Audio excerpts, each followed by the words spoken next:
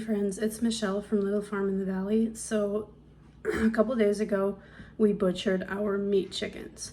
There is not going to be a video of that just because it was our first time butchering and we kind of needed all hands on deck.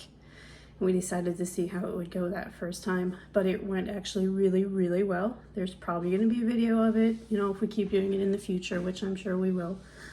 So the aftermath of butchering chickens is I'm left with a bunch of chicken carcasses, which means we get to do lots and lots of chicken bone broth. So that's today's plan. Let me show you what I have here in my kitchen. So I have a huge bag of the carcasses. Forgot to take them out of the freezer yesterday, but I should be able to fry them apart. So what we ended up doing, because we didn't have a plucker, is we just pulled off the skin. So we skinned the chickens, then we cut them in half, then we de-breasted them and took the thighs off and the wings. So what we were left with are these chicken carcasses. This bag is so big it doesn't even fit in the sink. So yesterday I pulled some beets out from the garden. I peeled a bunch of little onions.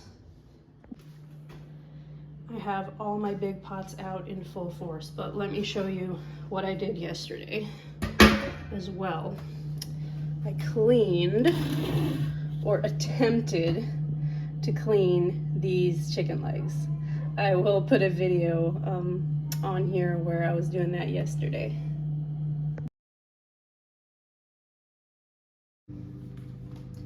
So I can't quite believe I'm doing this, but I also saved the feet. These are supposed to be super healthy, like for the collagen and everything that's in the bones of the feet, and when you cook them down, it releases the collagen and it makes your soup like really healthy and, I don't know, almost gel-like when that collagen releases itself. Yeah, I can't quite believe I'm doing this, but I need to go about cleaning them some way, somehow. I don't really get grossed out by much, but this has me shaking my head a little bit. So I Googled like how to clean them, and it says to take a toothbrush. So I have a discarded toothbrush. If there's any dirt on it and stuff. The thing that really creeps me out though is cutting the nails off. This is apparently recommended.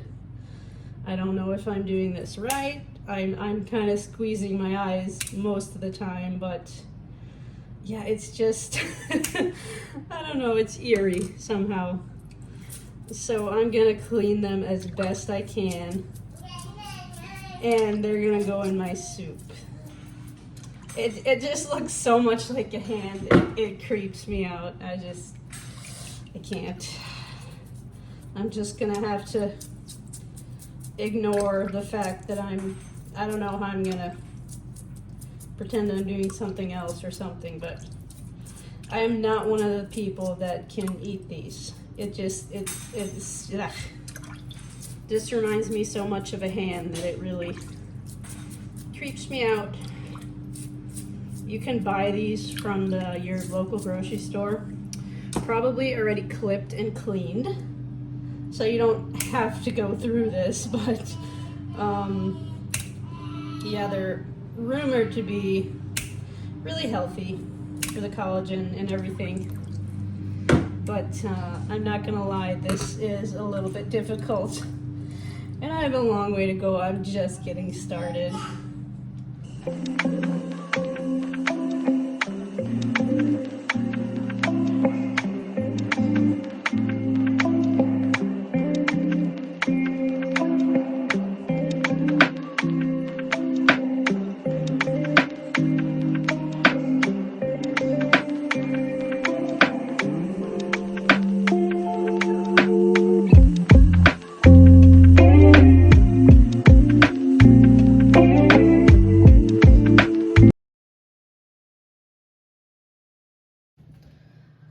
So after I tried cleaning them, I washed them in salt water, and then I blanched them in a pot of boiling water with vinegar for about 3 minutes, and they look somewhat cleaner. So that's about as good as it's gonna get, but I figure once I put them in the soup, usually like when you're cooking a bone broth, all of the, should I say, impurities will rise to the top, and then you can take like a skimmer and just skim it off.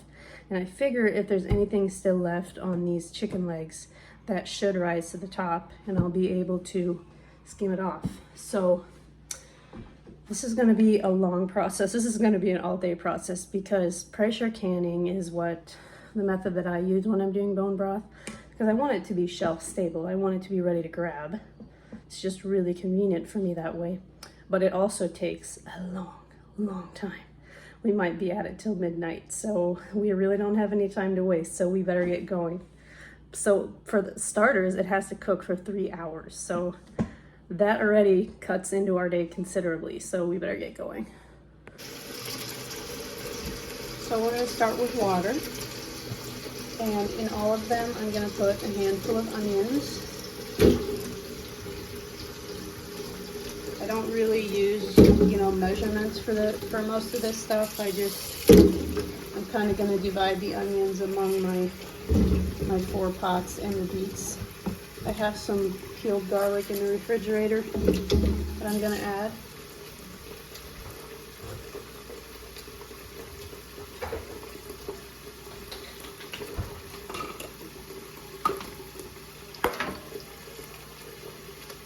I don't know if I'm gonna have enough. I'll probably just grab a clove from the garage and put it in there unpeeled, because we're straining all this broth off. So here comes the fun part. Oh, I don't know. Maybe I'll start with 5 of them and see how many I have left, and then just divide them among the pots. So that's 5. All right, let's see if we can pry some carcasses loose here. Oh boy. I really wish I would have remembered to put these out of the freezer yesterday. And this is a huge bag of carcasses. Like, I'm probably gonna end up putting some back in the freezer and do like another broth day in a couple weeks or so. Just depends where I'm at with jars and stuff. I think I better stop and fill it with carcasses from here on out. If I can try a couple more loose. This is going to be challenging. I might have to take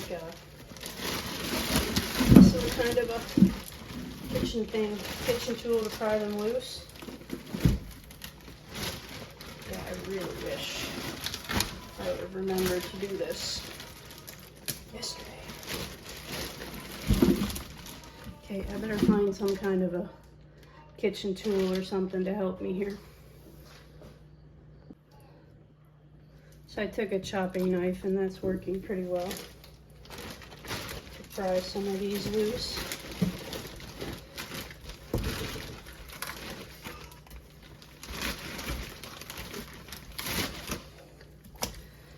So maybe I'll put one more in here and call this good.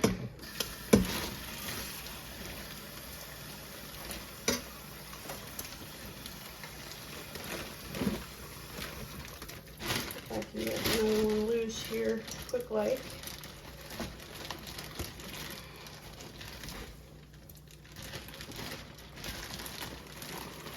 We butchered 29 chickens, and we cut them all in half. So this is probably half of,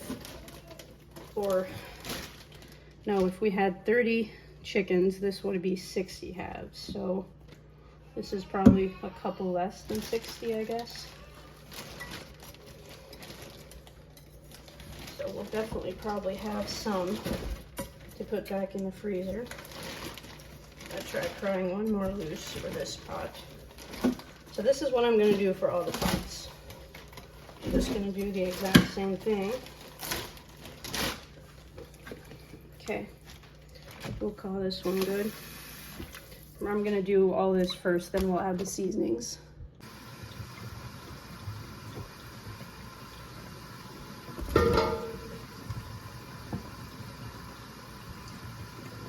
some running hot water over the carcasses. I put the big chunk out of the bag, so that should help unthaw it.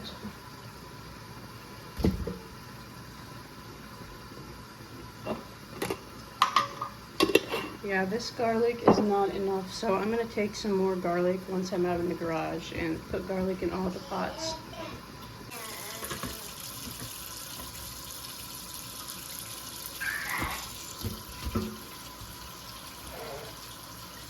So the idea with the feet is once they cook down and the skin comes off, there's a lot of really healthy collagen in the feet and the joints, so the idea is it'll help thicken your soup and like add some really healthy collagen and all that good stuff. So that's why we're messing around with the chicken feet. Okay, I finally have all my pots filled, so I'm gonna add a cup of salt to all of them. I'm actually gonna put them on before I add my last ingredient because I'm already behind for how long it took me to mess around with those carcasses. I'm gonna add a handful of bay leaves.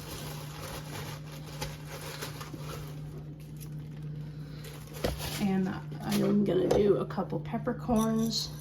And like I said, I'm gonna add some more garlic once I'm out in the garage. So I have the 2 smaller pots in the house, and I'm gonna have to take the other 2 outside because I cannot fit 2 more of these huge pots on here. So my biggest ones are gonna go in the garage. So here's what I have left over. This is gonna go back in the freezer, and I'm gonna do another chicken broth day, depending on if I have jars left over. I'll just pop it back in the freezer and do another chicken day at another time. And hopefully next time I remember to put it out of the freezer because this was a pain. Okay, my 2 big pots I have in the garage on a camping stove type thing. And I'm gonna keep the lid on here because we're kind of outside, there's flies, and I don't want anything to get into the broth. I have this on low because this is a really large burner and I'm kind of afraid I won't be able to regulate it. Like the ones in the house, I put those on high. But anyway, once everything starts boiling, I'm gonna start timing it and give it 3 hours. So I have my garlic up here drying, so I'm gonna climb up and get some and add some more garlic. And I also need to add some celery leaves. So I bought some celery for a salsa making project, so I'm actually just gonna cut off the leaves and the tops to add to my soup, just because I think celery gives soups and broths such a great flavor. So I'm gonna add the celery. I'm just gonna divide it between the 4 pots. Like I said before, normally I would add all of this and then turn on the pots, but since I'm already running behind, I wanted to get the heat on. I'm adding a splash of apple cider vinegar. This helps to break down the bones even more, and this just kind of ensures that you get absolutely everything you can out of the carcasses. So I'm gonna go out to the garage to do the same thing. Once these start to boil, I'm gonna put a timer on the microwave. And for the ones out in the garage, I'll put a timer on my phone just so I can keep straight of where I'm at, keep track better. So I've got the dishwasher filled to the brim with jars. I imagine it's going to take a mammoth amount for all of this broth. We're going to put it on the sanitize and start it. It takes about an hour and a half. So these up here in the house are starting to boil. And you can see what I was talking about before, the impurities rising to the top, all of this stuff. We're gonna take a strainer and start straining it off. Sometimes you have to do it a couple times. So I'm gonna put my timer on for 3 hours. It's already like 9 a.m., so I hope we finish this before midnight. So let me get my strainer going and we'll try taking some of this off. All right, let's see what we can do here.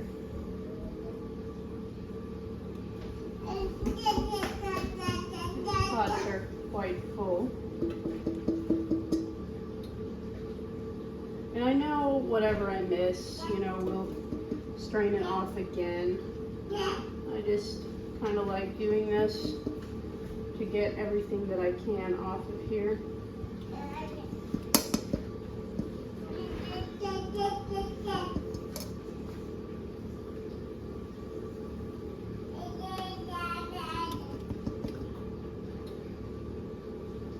So next I need to go see if the ones in the garage are boiling yet. I put them on medium instead of low, so I'm thinking they should be cooking pretty much by now. So we strained off some of that, but we'll probably do it a couple more times. So here's what's going on in the garage. This one was bubbling over, and this one is cooking as well. So they're back on low, and I'm gonna put my timer on my phone for these two. So we're a half hour about into cooking. Right now the goal is just to keep it regulated. This was kind of cooking over, so I'm turning it down a little bit, but I gotta keep it at least at a simmer. So that's the challenge for the next couple hours, to keep it from going over and keep it from boiling too much. They say if your soup boils too much, it'll turn white instead of the golden yellow that you want it. So I'm turning that back pot down a little bit more again, but it's looking good. So we have about 8 minutes left for the ones here in the house. And then the ones in the garage are a couple minutes. Gonna be ready a couple minutes after this. That has a really nice color.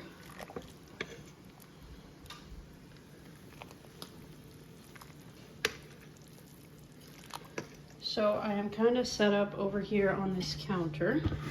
This is what I'm gonna use to strain the soup. But first, I'm gonna use this to get most of like the carcasses and the veggies out. And then once I have most of all of that out, then I'm gonna strain it through here, and from this bucket we will put it into jars if it's strained well enough for my liking. If it's not, maybe I'll strain it twice. This is just a cheesecloth fastened with a rubber band onto a strainer, so we'll see how that works.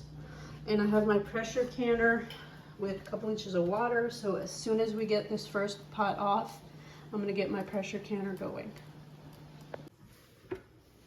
Okay, we are ready to go. So I think it's a good idea to do this in the sink because of the fattiness of the soup. I'd rather have that mess in the sink than on a counter.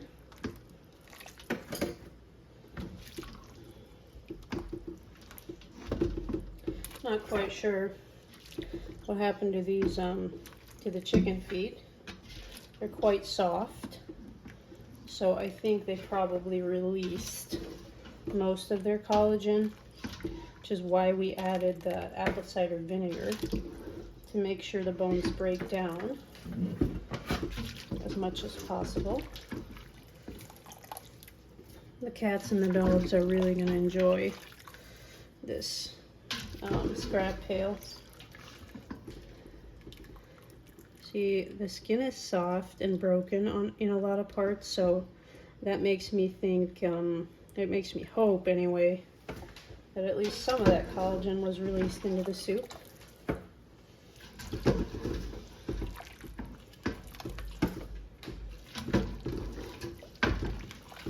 So I think I'm going to bring my other strainer over here and also do that.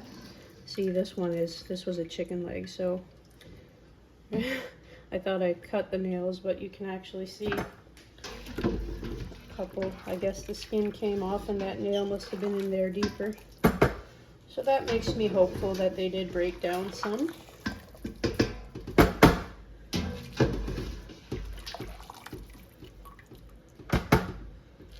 Soup is a beautiful dark color. That's usually why I add beets. The beets give the soup a very rich color. And I usually add carrots, but I happen to not have any carrots on hand. So I just went without this time. All right, we're gonna see how this strainer does. If it'll strain it enough to my liking, we'll see. I guess I should have switched it over here so you can see. It is catching quite a bit of stuff, so that's good. That's a good sign. My pail is full though, so all those fine little teeny tiny particles, that's what I was hoping the cheesecloth would catch. So our soup should be crystal clear, and it looks like it is. I am going to taste it, but I assume with adding that cup of salt, I assume that should be plenty enough flavor. And then the garlic and everything else that we added, the bay leaves, the peppercorn, I'm thinking it'll be pretty flavorful. It's probably much too hot to taste now, but I should taste it before I get some in jars. So I'm going to take a new thing here.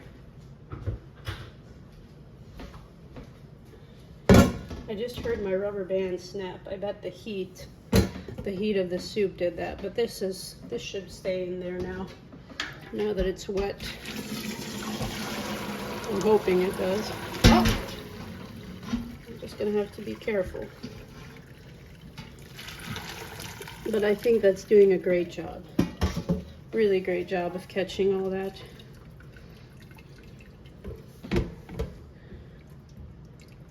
It's a cheesecloth that could probably be washed in vinegar and baking soda water once I'm all done.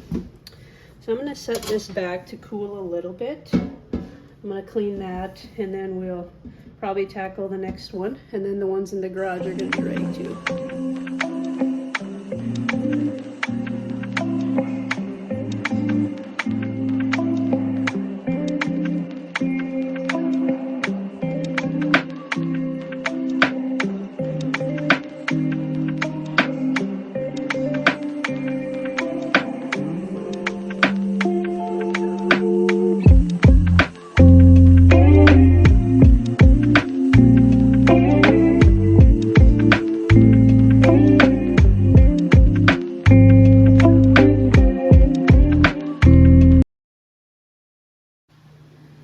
So here's what I have so far, and I have one pot left. So you can tell, like, this looks more fatty. This was the 5-gallon pot in the garage.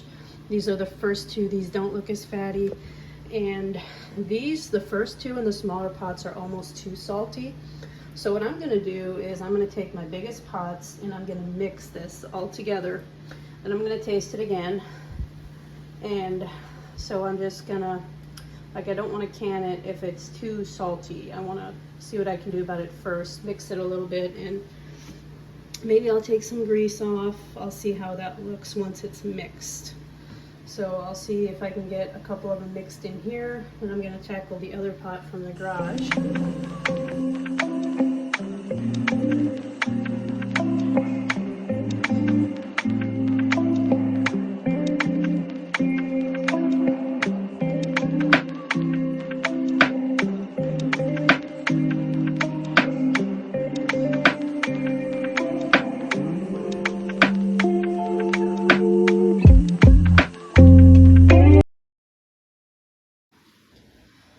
Okay, so the one from the garage, the second pot, this pot, that was the last one, is also quite fatty. Like, it's definitely more fatty than the one that we had up here in the house. So I'm going to try and show you how to take some fat off. I'm going to pour it in here first and mix a couple batches. But the fat in soups and stocks is much like the cream in raw milk. It will rise to the top. You can see it has a slightly different color. This is the fat gathering on the top, and we'll be able to ladle some of it off. This one in the big pot that I've mixed is probably the one that I'm going to start with. because I'm going to pour this together, these last couple ones that I have, and then that's going to have to settle for a while. So we'll start with trying to ladle off from there. So I have all of it right here. It's remarkable how different they are from each other. I think this one we're not even going to bother ladling that off, but these two I definitely want to try. This still needs to settle. So this is all of our broth. These 5-gallon pots, and then I'm not sure how big that one is, but that one doesn't really need to be ladled off. But we're going to start with trying to ladle off these two.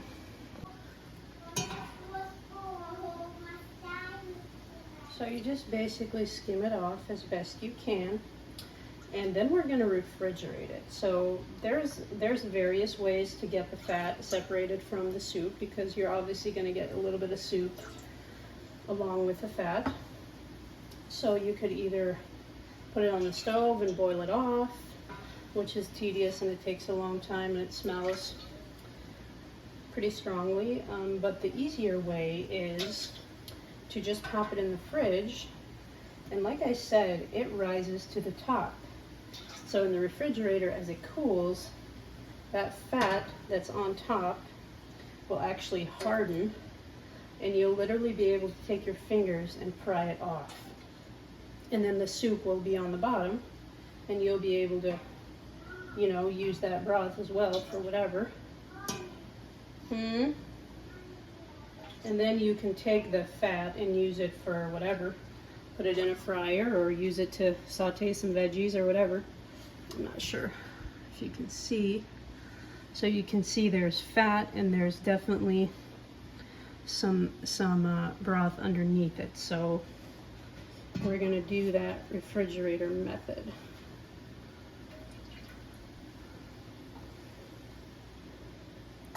Because I know I'm getting the fat, but I'm also getting some broth along with it. Sorry, I'm trying to adjust my camera so you can better see this pot.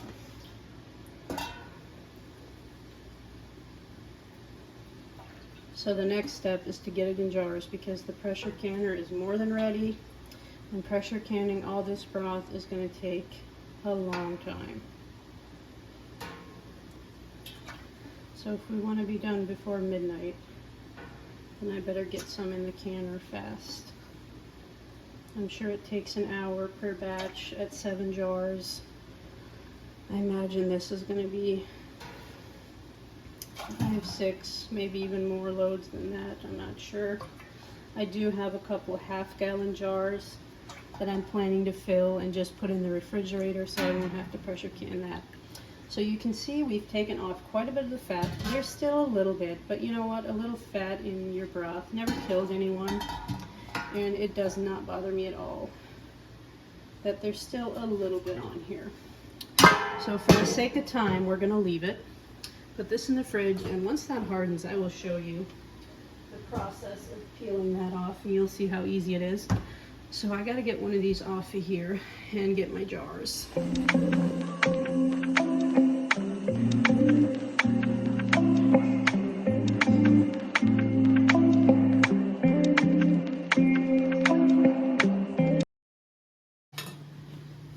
Okay, so I went ahead and put a cookie sheet under here just because of the fat or grease factor. I can see some drops on the sheet. I'd rather have it on there than on the counter. That'll make for an easier cleanup. So you wipe the rims.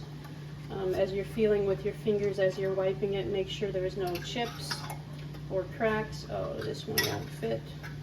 This is going to have to be a refrigerator jar, or I'll just empty it. I've kind of got a mishmash of jars here.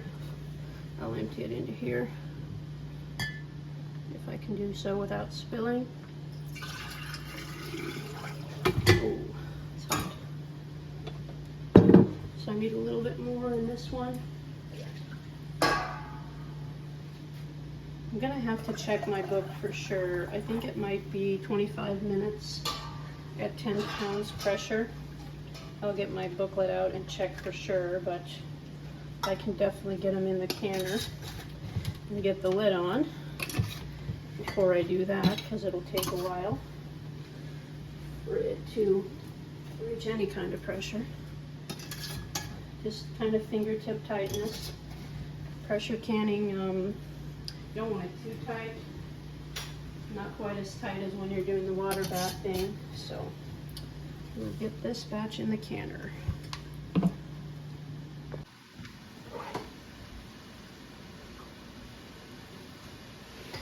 This spray is actually going to make it easier to bring everything right over here. Our canner is boiling, which is what we want. So it's already very hot. Very carefully put your jars in the canner.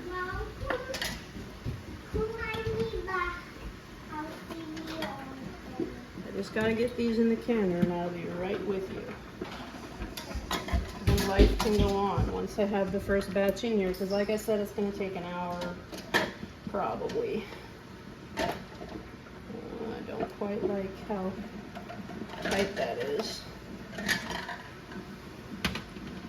With these jars kind of all shapes and sizes that I'm using, I sometimes have to jockey them around a little bit. This is better. This isn't quite as tight. So 1, 2, 3, 4, 5, 6. Let's get the lid on. If I can find the lid in this mess. A lot of dishes to do. All those greasy soup containers. The weight is not supposed to be on there yet. So right now we wait for the pressure to build enough that there's a steady stream of steam coming out of here. I can feel a little bit of steam, but it's not where we need it to be yet. But let me check my recipe real quick, see what I need to do here. My camera's focusing in and out for some reason. I just noticed that. Sorry about that. So I was correct in thinking that it's 25 minutes at 10 pounds pressure, and that's because I'm using quarts. So for pints it'll be different. I didn't really look.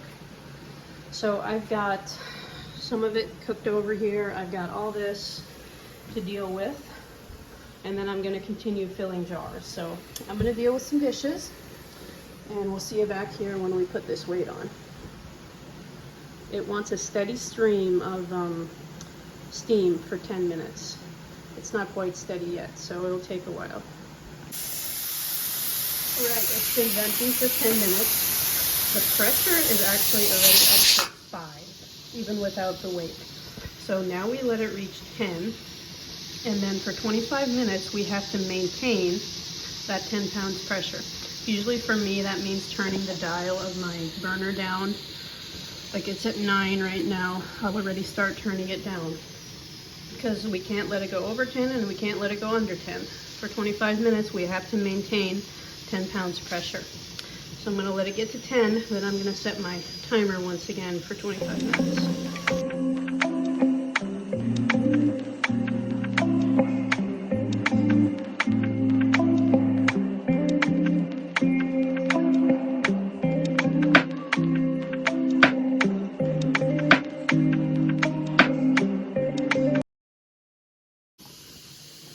Alright, our timer just went off, so the first thing that we're going to do is turn our burner off.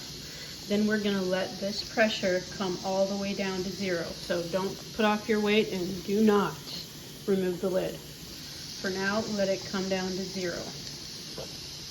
Takes about 15 or 20 minutes. So we've let the pressure go down to 0. Then we remove the weight and waited another 5 or 10 minutes. And get this off as fast as possible so we don't get any steam burns. And as soon as I get these out, I'm going to turn it back on and pile it full again. Put it on a towel on the counter. It's beautiful broth.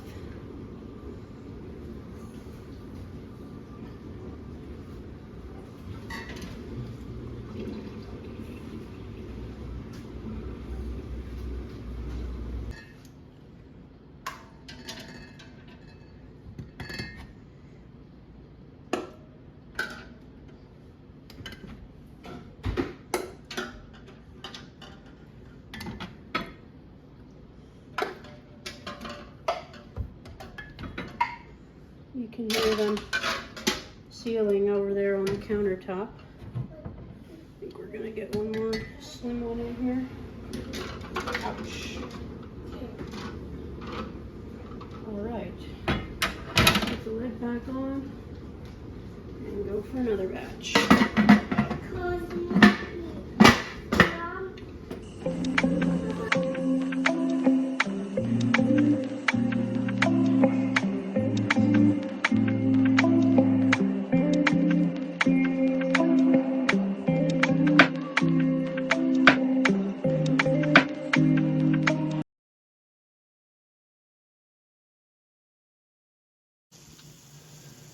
So it's 5:37, almost 6 o'clock. I got a batch cooling down in the canner. I got more jars waiting, and I've got the last of the soup. I had it on the stove just to keep it warm because I really don't want to put anything cold in the pressure canner.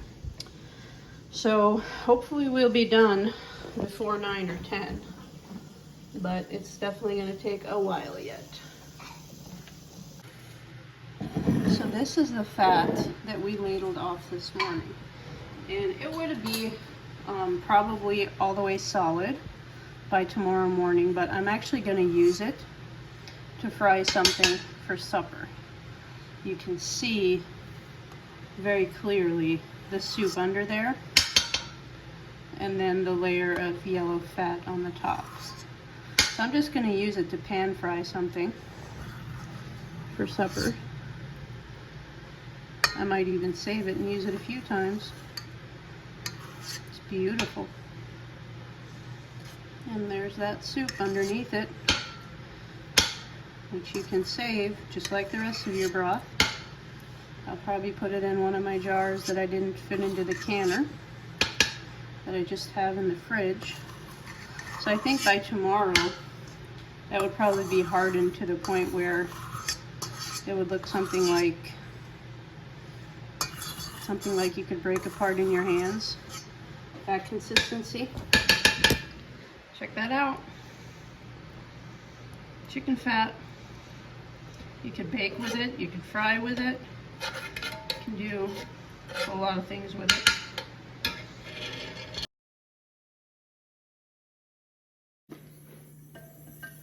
It is really late. It's dark outside. I'm in my pajamas. Look how much soup we've canned. And we just have like 4 jars left to go. What a day it's been. All right, we'll start her up one more time. So I'm watching the last few seconds, the last minute of this timer countdown. It is finally coming to an end. Of course, I still have to let the pressure come down and all that good stuff, get the jars out. I've got just enough space left for those 4 jars, so what a project this has been. We started at 6 a.m. and it's 10 now, so 6, that's what, 14, 15-hour project? It will be by the time they're out of the canner. Ah, this is a good feeling. And an even better feeling is all this chicken broth. So here is all the soup broth in the basement on the shelf. We got 51 quarts, and remember those gallons that I filled, or those half gallons? We got 3 of those. So that is a good supply of soup going into fall and winter. Thank you for watching, guys. If you enjoyed this video, don't forget to like, share, and subscribe so you never miss a video. And we will talk to you soon.